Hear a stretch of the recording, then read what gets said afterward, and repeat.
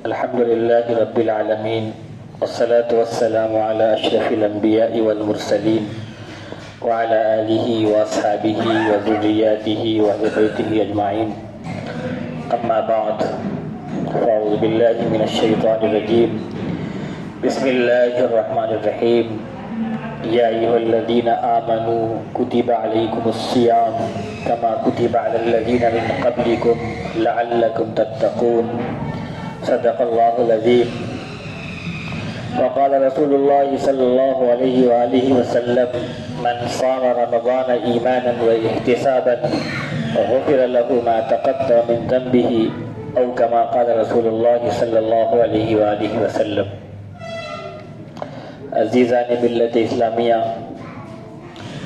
آج رمضان المبارک کی ابتدا ہے اور آج دنوں کا سردار جمعے کا دن ہے، مبارک دن ہے، مقدس دن ہے.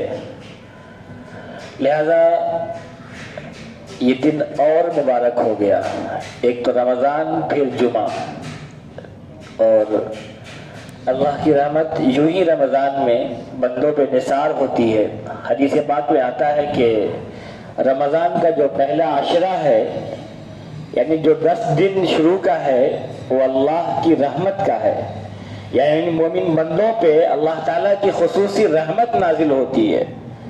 اور جو دوسرا عشرہ ہے، یعنی 11 سے لے کے 20 تک جو رمضان ہے، وہ مغفرت کا عشرہ ہے. یعنی اللہ تعالیٰ بندوں کو معاف فرما دیتے ہیں. اور جو تیسرا عشرہ ہے، 21 سے لے کے 29-30 تک، یہ جہنم سے نجات کا عشرہ ہے. جہنم سے خلاصی انسان کو ملے گی. اللہ تعالیٰ کی طرف سے یہ بشارت ہوگی کہ اے مومن بندے، جا، تجھے جہنم سے آزاد کر دیا گیا، تجھے جہنم میں نہیں جانا ہے. اللہ تعالیٰ کی طرف سے یہ مومن کو خوشخبری ملنے والی ہے. تو یہ پہلا عشرہ اللہ کی رحمت کا، دوسرا عشرہ اللہ کی طرف سے بندوں کی مغفرت کا، معافی کا، اور تیسرا عشرہ جہنم سے آزادی کا. تو یہ اللہ کی طرف سے پہلا عشرہ شروع ہو گیا ہے اور یہ اللہ کی رحمت کا عشرہ ہے. لہذا جتنا ہو سکے، جتنا زیادہ سے زیادہ اللہ تعالیٰ کی رحمت کو اپنے سے قریب کریں. ان دنوں کی قدر کریں اور ان دنوں میں زیادہ سے زیادہ عبادات کریں. ان دنوں میں اور دنوں کے مقابلے میں آپ اس بات سے اندازہ لگا لیں کہ کتنا فرق ہے کہ غیر رمضان میں اگر آپ ایک نماز ادا کرتے ہیں، ایک فرض نماز ایک ادا کرتے ہیں، اس کے بالمقابل آپ رمضان میں ادا کرتے ہیں تو 70 فرض ادا کرنے کا ثواب ملے گا آپ کو. مثال کے طور پہ آج آپ نے فجر کی نماز پڑھا تو 70 فجر نماز پڑھنے کا ثواب ملے گا آپ کو. آپ نے ظہر پڑھا، 70 ظہر پڑھنے کا. عصر پڑھا، مغرب پڑھا، عشاء پڑھا تو 70 نماز پڑھنے کا ثواب مل رہا ہر بار. ایک فرض کے برابر ایک فرض ادا کیا جا رہا ہے تو 70 فرض کا ثواب مل رہا ہے. اور ایک نفل پڑھی جائے تو فرض کے برابر ثواب ملنے والا ہے. رمضان سوچے کتنا اللہ کی طرف سے انسان کے لیے ایک بہترین آفر چل رہا ہے، گریٹ آفر. اور نیکیوں کے لیے سدا بہار موسم ہے یہ. جتنا انسان نیکیاں جمع کر لے اتنی نیکیاں کام آنے والی ہے. اور یہ مقدس دن جس میں قرآن پاک کا نزول جو ہوا، جس کو قرآن نے کہا شہر رمضان الذی انزل فیہ القرآن، کہ رمضان ہی کا مہینہ ہے جس میں قرآن کو نازل کیا گیا. یعنی لوح محفوظ سے جو نزول ہوا وہ رمضان ہی کا مہینہ تھا. انزل فیہ القرآن ھدی للناس، یہ قرآن لوگوں کے لیے ہدایت ہے. وبینات من الھدی والفرقان، اور ہدایت کو واضح کرنے والا ہے اور حق و باطل کے درمیان فرق کرنے والا ہے. تو اس میں اللہ تعالیٰ نے مومن بندوں پہ روزوں کو فرض کیا. فرمایا یا ایھا الذین آمنوا کتب علیکم الصیام کما کتب علی الذین من قبلکم لعلکم تتقون. اے ایمان والو، تم پر روزے فرض کیے گئے جیسے کہ تم سے پچھلی امتوں کو فرض کیے گئے تاکہ تم تقوی اختیار کرو، تمہارے اندر تقوی پیدا ہو۔ معلوم کیا ہوا کہ روزے کا مقصد تقوی ہے۔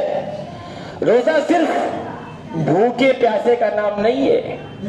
روزے کا مطلب یہ نہیں کہ ہم صرف بھوکے رہیں، پیاسے رہیں اور پھر لوگوں کی غیبتیں بھی کریں، چغلی بھی کریں، گالیاں بھی دیں، لوگ برا بھلا بھی کہیں، غصہ بھی ہو، پھر روزے کا فائدہ کیا؟ روزے کا مقصد اپنے آپ پہ کنٹرول کرنا، اپنے نفس پہ کنٹرول کرنا۔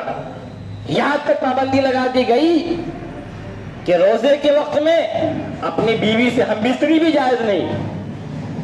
ہاں رات کے ٹائم جائز ہے، لیکن جب روزے کا ٹائم آ گیا تو ہم بستری بھی جائز نہیں۔ پہلے تو رات میں بھی جائز نہیں تھی۔ یہاں تک کہ جو اسلام جب یہ شروع ہوا، جب روزے کی فرضیت ہوئی اسٹارٹنگ میں، تو روزہ اور لمبا تھا۔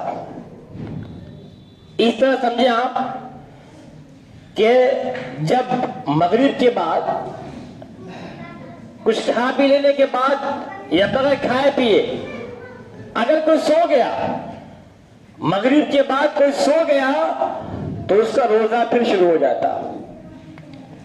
سونے کے بعد جیسے ہی اٹھتا ہے روزہ شروع۔ اب پوری رات جب تک وہ جاگ رہا ہے، اب پورا دن روزہ اس پہ فرض ہے، نہ کچھ کھا سکتا نہ پی سکتا۔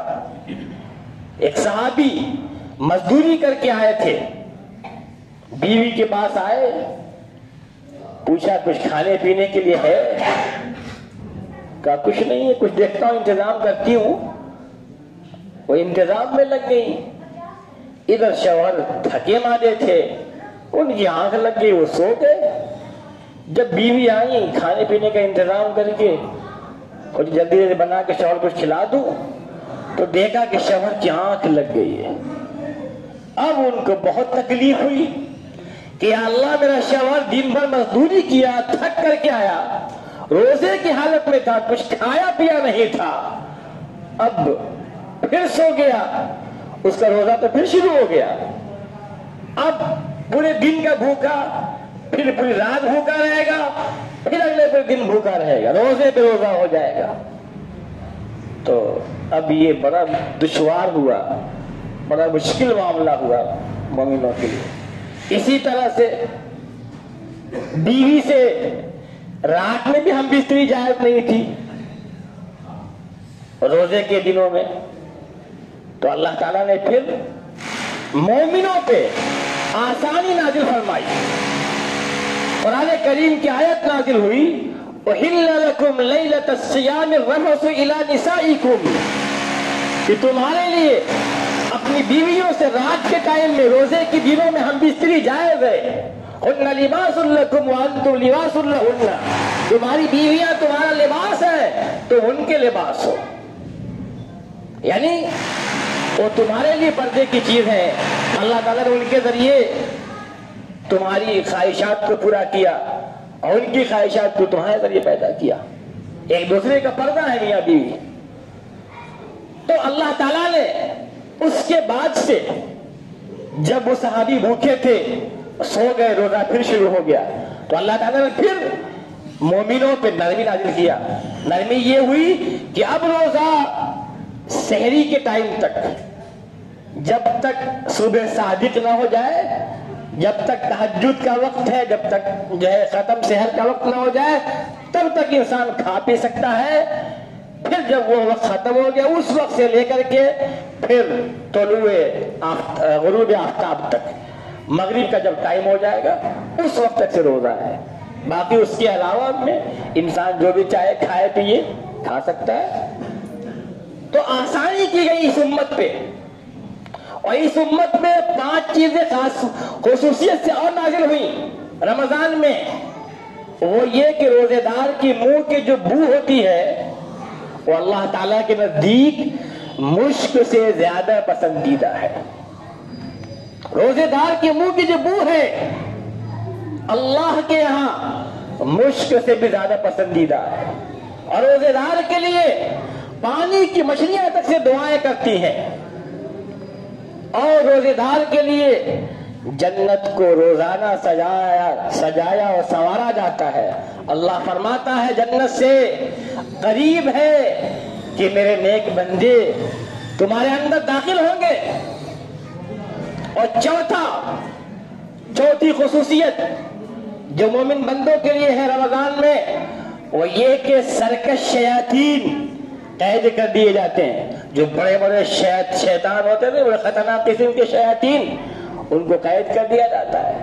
آپ دیکھیں غیر رمضان میں بہت سے لوگ نماز نہیں پڑھتے، لیکن رمضان میں دیکھیں ایک ماحول ہے، اچھے اچھے لوگ نماز پڑھنے آ جاتے ہیں، تو بڑے بڑے شیاطین قید کر دیے جاتے ہیں۔ اور پانچواں جو اس امت کے لیے خصوصیت ہے کہ رمضان کی آخری رات کو مومن بندوں کو معاف کر دیا جاتا ہے۔ یہ اس امت کی خصوصیت ہے جو اللہ تعالیٰ نے خاص کر کے نازل فرمائی۔ یہ 5 خاصیتیں اس امت پر، اور سحری کھانا بھی سنت، یہ ہمارے لیے فائدہ ہے۔ سحری کھانا اللہ کی رحمت نازل ہوتی ہے، اور روزانہ ایمان والوں کی، روزانہ مومن بندے کی ایک دعا ضرور قبول ہوتی ہے۔ رمضان کے دن میں مومن بندے کی ایک دعا ضرور قبول ہوتی ہے۔ جو بھی نیک و جائز دعا کر لے وہ دعا قبول ہوتی ہے، چاہے اسی ٹائم قبول ہو جائے، چاہے کوئی دن کے بعد قبول ہو، یا ہو سکتا ہے کہ اللہ تعالیٰ اس دعا کے بدلے کوئی اس سے حادثات کو ٹال دے، مصیبتوں کو ٹال دے، تو دعا قبول ضرور ہوتی ہے، روزانہ قبول ہوتی ہے۔ اور جو بیمار ہے وہ جب ٹھیک ہو جائے تو روزے پھر رکھ لے۔ اگر بیماری ایسی ہے کہ روزہ اس سے برداشت نہیں ہو پا رہا ہے تو پھر روزے کی قضا کرے بعد میں۔ اسی طرح سے کوئی آدمی مسافر ہے، سفر پر ہے، سفر اس کا لمبا ہے، 78-80 کلومیٹر سے اوپر کا سفر اگر ہے تو پھر وہ مسافر ہے، اس کے لیے روزہ چھوڑنا جائز ہے، لیکن اس روزے کی قضا اسے بعد میں کرنا پڑے گا۔ سیدنا علی کرم اللہ کے زمانے میں ایک آدمی نے قسم کھا لیا کہ میں اپنی بیوی سے روزے کے دن میں صحبت کروں گا، نہیں کیا تو میری بیوی کو 3 طلاق۔ ابھی یہ بات تو بڑی مشکل سے ہو گئی، سب لوگوں نے کہا طلاق تو واقع ہو گئی۔ سیدنا علی کرم اللہ کے بعد جب مسئلہ گیا، فرمایا کہ ایک کام کرو، اپنی بیوی کو لو اور نکل جاؤ سفر پہ۔ مسافر کے لیے روزہ نہ رکھنا جائز ہے، بعد میں قضا کر سکتے ہو، نکل جاؤ سفر کے موقع پہ۔ تو مسافر کے لیے یہ ہے کہ اجازت ہے، وہ بعد میں قضا کر سکتا ہے۔ اسی طرح جن عورتوں کو حیض آ رہا ہے، ماہواری آتی ہے، MC آتی ہے، ان کے لیے روزہ رکھنا جائز نہیں ہے، اس کے بعد روزے کی قضا کریں گی۔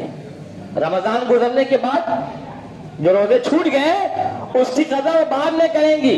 ایسے موقع پر نہ قرآن کریم کی تلاوت کر سکتی ہیں، نہ نماز پڑھ سکتی ہیں، نہ روزہ رکھ سکتی ہیں۔ اسی طرح جن کے بچہ پیدا ہوا ہے، جن کو نفاس کا خون آ رہا ہے، ان کے لیے بھی جائز نہیں ہے۔ کچھ شریعت بڑی آسانی کا نام ہے، شریعت جو ہے اسلام آسانی کا نام ہے، مشکل کا نام نہیں ہے۔ اسلام آسانیاں پیدا کرتا ہے۔ اسی طرح جن لوگوں پہ زکوٰۃ فرض ہے انہیں چاہیے کہ زکوٰۃ نکالیں، 2.5%، فقط 2.5%، 1 لاکھ میں 2,500 روپے، فقط 2,500 روپے۔ اور یہ زکوٰۃ بھی کیا ہے؟ مال کا میل کچیل ہے، مال کو پاک و صاف کرتا ہے۔ آپ ایک مثال دیکھیے نا، ہم خربوزہ خریدتے ہیں یا تربوز خریدتے ہیں نا، تو تربوز کا پہلے چھلکا نکالتے ہیں، چھلکا نکال کے صاف کرتے ہیں، پھر کھاتے ہیں۔ تو چھلکا نکالتے تو تکلیف ہوتی ہے نا کہ اتنا قیمتی چھلکا چلا گیا ہے نا۔ کیلا کھاتے ہیں تو کیلے کا چھلکا نکالتے، بڑا افسوس ہوتا ہوگا کہ ارے اتنا مہنگا کیلا ہے، پھر چھلکا بھی نکال دیا گیا۔ اخروٹ اور بادام کھاتے ہیں، چھلکا پہلے نکالتے ہوں گے تب کھاتے ہوں گے، بہت تکلیف ہوتی ہوگی۔ نہیں، تکلیف کسی کو نہیں ہوتی، پتا ہے کہ جو تربوز کا چھلکا ہے یہ نہیں کھا سکتے ہیں، یہ زائد ہے۔